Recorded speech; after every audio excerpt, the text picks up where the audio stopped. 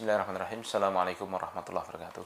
Alhamdulillah, salatu wassalamu ala rasulillah wa ala alihi wa sahbihi wa man wala ma'bad. Salam talibat KMI kelas 11 yang dimuliakan Allah Subhanahu wa taala. Alhamdulillah kita bisa melanjutkan kembali pelajaran kita ya. Dan sekarang kita masuki bab baru ya. Bab ke-6. Babu qala al-muallif rahimahullah taala babu minasyirki lubsul halaqati wal khayti wa nahwihima li raf'il bala'i aw daf'iha. Bab termasuk kesyirikan memakai halaqah, sesuatu yang melingkar ya. Atau khait itu benang ya. Atau yang semisalnya untuk ya, mengangkat musibah, mengangkat bala, mengangkat kesialan atau menolaknya. Ya. Beliau membawakan dua dalil ya di bab ini. Wa qaulillahi ta'ala, "Qul afara'aitum ma tad'una min dunillah." Katakan, tidakkah kau lihat apa yang mereka seru selain Allah? In aradani Allahu bidurrin hal hunna kashifatu durri. Apakah jika Allah menginginkan untuk memberikan madarat, apakah Tuhan-Tuhan yang disuruh selain Allah itu bisa menyingkap madarat yang Allah berikan? Au aradani birahmatin hal hunna mumsikatu rahmatih. Atau jika Allah menginginkan kepadaku kebaikan, apakah mereka Tuhan-Tuhan selain Allah itu bisa menahannya ya, bisa menahan rahmat Allah itu. Qul hasbiyallahu alaihi yatawakkalul mutawakkilun. Katakan cukuplah Allah ya. Cukuplah, yang mencukupi itu adalah Allah, kepadanya lah orang-orang yang bertawakal itu ya meletakkan, menggantungkan tawakalnya. Nah, keterkaitan bab ini dengan kitab tauhid kita baca dulu. Annahu yatadammanu dzikra syai'in mimma yudadat tauhid. Bahwa di bab ini ya, akan ada penyebutan tentang satu perkara ya, beberapa perkara yang bertentangan dengan tauhid. Wa huwal timasu raf'id durri aw daf'ihi min ghairillahi litahdhiri minhu. Apa itu yang bertentangan dengan tauhid di sini? Yaitu mencari tolak bala atau menghilangkan musibah, ya, menghilangkan kesulitan bala ini ya, dengan meminta dari selain Allah. Itu merupakan apa? Kesyirikan.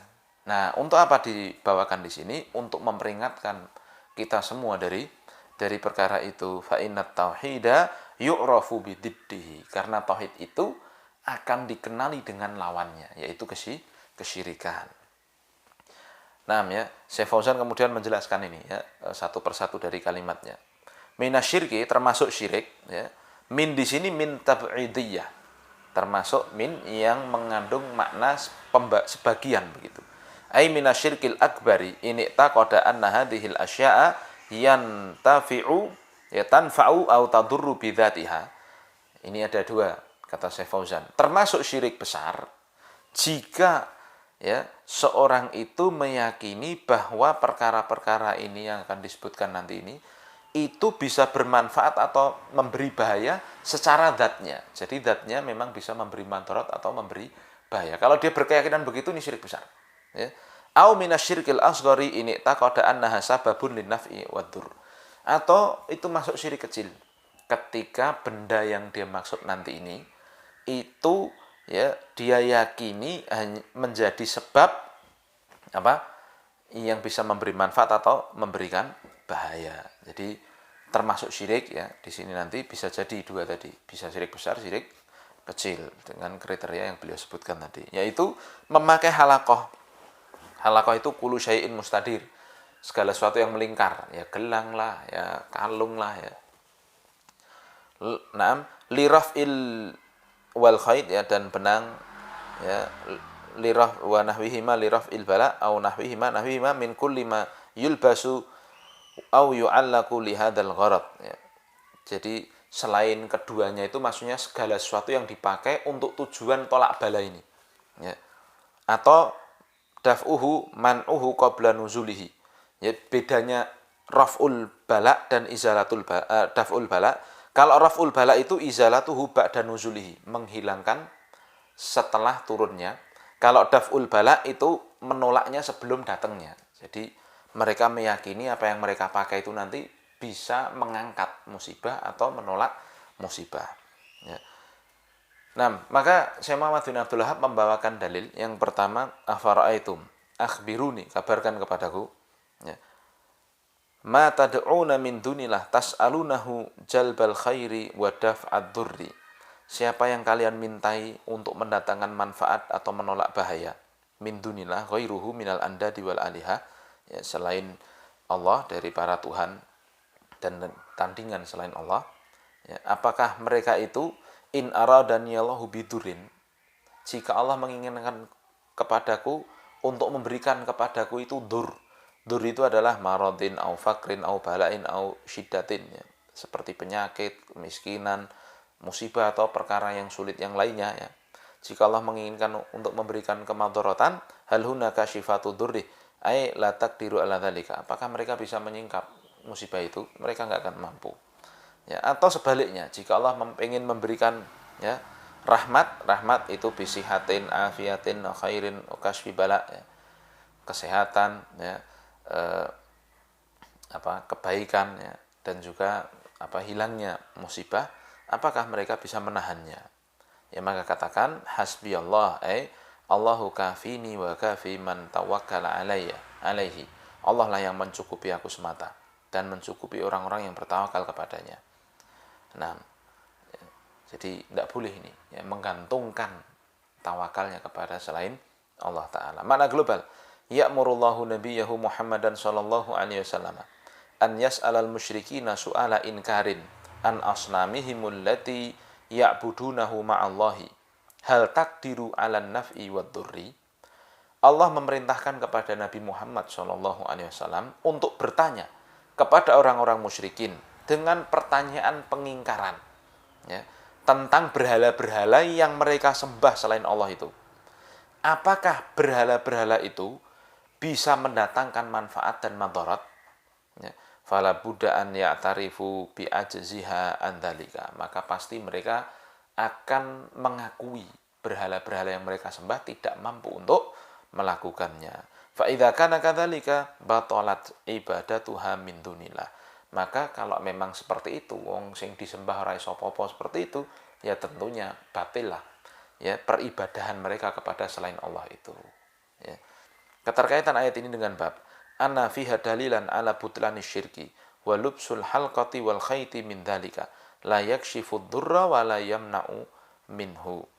Ya, bahwa dalam ayat ini ada dalil tentang batilnya kesyirikan dan memakai satu yang melingkar tadi, ya, baik benang, ya, alung, anting-anting, cincin dan yang semisal, ya.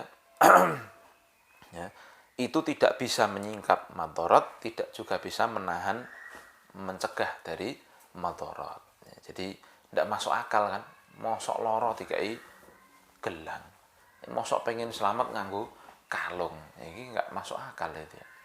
Nah, makanya kalau lihat para dukun itu kan seharusnya ya langsung aja teringkari, bukan diingkari tapi teringkari mereka. Contohnya negara Indonesia ini, katanya dukunnya sekti-sekti, tapi ternyata 350 tahun dijajah Indonesia. Nek jarine sekti kebal Mandraguna, sekti Mandraguna, Belandane nembak, hilang tembaknya, bengkong tembaknya atau balik atau kebal. Tapi ternyata ora iso, 350 tahun dijajah, nggak masuk akal. Orang kafir pun, orang Belanda, ya, kalau kita baru ngomong itu, Belanda pun juga heran, mosok meh ditembak bedil duar mati. Jadi orang kafir pun itu nggak percaya dengan klenik-klenik yang ada itu. Ya. Ben raloropo 3 ben. Kalau ke orang kafir yang maksudnya mereka yang belajar rasional begitu, itu nggak ada yang nerima itu. Mas, sakit panas ini nih obatnya, kasih cincin ini. Piye sih ini orang stres ya, kok orang panas dikasih cincin, pasti akan begitu tuh. Tetapi karena itulah, ya, dorongan kesyirikannya lebih besar, ya terjadi apa yang terjadi. 350 tahun dijajah. Ini ya, katanya kan begitu dulu, banyak orang sekti. Saya sampai kalau zaman kecil itu diceritani ya, cuma diceritani ya, di kampung-kampung itu ada yang punya ajian rawa rontek katanya. Kalau udah ketemu air nggak bisa mati katanya. Alah nanti bukti ini karo Londo karo Jepang yo kalah bedil yo mati. Jadi itulah ya, harusnya kan tidak masuk akal syirik itu. Ya, tapi seperti itu orang ya menggantungkan. Ini karena masalahnya keyakinan. Dia yakin kepada selain Allah itu. Itu kesesatannya mendorong dia melakukan perbuatan yang tidak masuk akal itu. Tapi faedah yang bisa kita ambil yang pertama, butlanu syirki li'anna kullama yu'badu min dunillah la yamliku dharran wala naf'an li ibadihi. Batilnya kesyirikan itu karena siapapun yang disembah selain Allah itu tidak memiliki kuasa sedikit pun untuk mendatangkan madarat maupun manfaat bagi hambanya. Tidak bisa itu ya, selain Allah. Kemudian yang kedua, at-tahdhiru min lubsil halaqati wal khayti wa ghairiha li jalbin naf'i aw daf'i dzurr li'annahu syirkun min jinsi ma yuradu minal asnam. Ya, peringatan dari memakai gelang, kalung atau yang semisalnya yang melingkar itu, ya, baik dari apapun itu, kalau di sini kan pakai benang ya, atau yang semisal untuk ya menolak bahaya ya, atau ya, untuk mendatangkan manfaat atau menolak bahaya, karena itu kesyirikan, termasuk dari jenis apa yang ya dikatakan sebagai berhala. Jadi menjadikan apa gantungannya itu kepada apa yang ia pakai itu, maka itu termasuk kesyirikan ya. Dan di sini ada yang perlu kita tanbih ya. Nah, yang pertama, kalau memang pakai cincin, pakai gelang ya, itu tanpa keyakinan ya, ini boleh ya, seperti misalkan akhwat, misalkan ini cuma misal dibeliin ibunya kalung, kan boleh kalau akhwat pakai kalung dari emas, pun boleh kalau perempuan ya, cuma misal, atau anting-anting kan. Nah, tidak ada keyakinan, hanya untuk apa ya, istilahnya kasih sayang dari orang tuanya beliin anaknya itu, ini nggak masalah. Tapi yang kedua ya, kalau itu ada keyakinannya lah, itu baru masalah. Ini tanbih. Lalu tanbih yang ketiga, bagi laki-laki nih khususnya ya, nggak usah aneh-aneh. Laki-laki tuh nggak disunahkan, nggak difitrahkan nganggo kalung. Makanya kalau nganggo kalung ya, itu aneh kan begitu, nganggo gelang, soalnya nganggo gelang. Nah, apalagi kalau sampai itu ada keyakinan-keyakinan tertentu. Ya seperti ya, orang-orang yang sedang belajar kanuragan, bela diri itu kan, ada kan suruh pakai anting kalung tertentu, ini tertentu ya kan. Nah, itu lebih lagi ya, jelas lagi kesyirikannya. Dan tasyabuh untuk itu ini juga dilarang. Mas kowe ngopo sih? Jadi dia nggak berkeyakinan bu, tapi dia cuman pengen niru-niru. Mas kowe ngopo nggo kalung? Aku ora apa-apa, ben kaya idolaku kae Cristiano Ronaldo kae senane nggo kalung, aku nggo kalung. Ini namanya tasyabuh. Ini dilarang. Paham ya? Baik. Kemudian ya, yang ketiga, masyru'iyatu munadharatil musyrikina libtali syirk. Disyariatkannya mendebat orang musyrikin untuk membatalkan kesyirikan mereka. Ya, karena di sini Allah ya memakai sighah tanya jawab. Kemudian yang keempat, wujubul i'timad 'ala Allahi wahdahu wa tafwidil umuri kulliha ilaih. Ya, wajibnya bersandar kepada Allah semata dan menyerahkan seluruh perkara hanya kepada Allah semata. Nah, kemudian ya, dalil yang kedua, An Imran ibni Husain, dari Imran bin Husain. Siapa beliau? Huwa Imran ibnu Husain ibni Ubaid ibni Khalaf al-Khuzai, sahabiyun ibnu sahabiyin, aslama ama Khaybar wa mata sanata itnataini wa khamsina hijriyatan bil Basrah. Ya, beliau adalah sahabat ya, dan beliau anaknya sahabat. Beliau masuk Islam ketika perang Khaybar tahun 7 Hijriah ya. Dan beliau meninggal tahun 52 Hijriah di kota Basrah di Irak ini. Sahabat Imran bin Husain. Anna Rasulullah sallallahu alaihi wasallam qala, anna Rasulullah sallallahu alaihi wasallam ra'a, bahwa Rasul sallallahu alaihi wasallam melihat rajulan, seorang laki-laki, fiyadihi halqatun min sufrin, yang di tangannya ada lingkaran ya tadi dari sufur. Sufur itu kuningan. Jadi dia pakai gelang dari kuningan begitu. Faqala, maka Rasul sallallahu alaihi wasallam bertanya pada orang itu, "Ma hadhihi?" istifhamu inkar, ini pertanyaan pengingkaran. Apa ini? Nabi mengatakan begitu. Qala minal wahinah. Ini dari wahinah. Ya, maksudnya wahinah naun minal maradi yusibul yad. Satu jenis penyakit yang menimpa tangan. Ya, maksudnya ini untuk mencegah penyakit wahinah itu. Orang itu mengatakan begitu, ditanya Rasul. Ini untuk mencegah wahinah ya Rasul gitu. Dia mengatakan begitu. Faqala, maka Rasul sallallahu alaihi wasallam mengatakan inzi'ha. Cabut itu, itrahha wan nuz'u huwal jadbu bi quwwatin. Ya, buang itu, itrah, buang itu, dan naza' itu adalah nyabut dengan keras, narik dengan keras itu. Jadaba, narik dengan keras. Tarik, cabut, buang itu. Fa innaha la taziduka illa wahnan. Karena sesungguhnya gelang yang kau pakai itu tidaklah menambahimu kecuali tambah wahan, tambah takut, tambah dha'af, tambah lemah. Kalau kamu pakai gelang itu maka kamu malah tambah lemah. Ya. Fa innaka law mitta wa hiya 'alaika ma aflahta abadan. Dan sungguh Nabi mengatakan kalimat lagi, kalau engkau mati dan benda itu masih ada di tanganmu, maka engkau tidak akan beruntung selamanya. Ma aflahta al-falahu huwal fauzu wad-dhufru wa sa'adah. Kau tidak akan beruntung, kau tidak akan bahagia selamanya. Ya. Rawahu Ahmad bi sanadin la ba'sa bih. Ya, diriwayatkan oleh Imam Ahmad dengan sanad yang tidak mengapa. Mana global dari hadis ini? Yadhkuru lana Imran ibnu Husain radhiyallahu anhu. Imran bin Husain menyebutkan, ya, mauqifan min mawaqifir Rasulillah sallallahu alaihi wasallam. Satu sikap dari sikap-sikap Rasul sallallahu alaihi wasallam fi muharabati syirki, dalam memerangi kesyirikan, wa takhlisin nasi minhu, dan membebaskan manusia dari kesyirikan. Sikap Rasul dalam memerangi kesyirikan dan membebaskan manusia dari kesyirikan. Ya. Dzalikal mauqif, ya, bahwa sikap Rasul itu annahu absara rajulan labisan halqatan masnu'atan minas sufri. Bahwa suatu ketika Rasul melihat ada seorang memakai gelang yang terbuat dari kuningan. Fasalahu anil hamililahu ala lubsiha.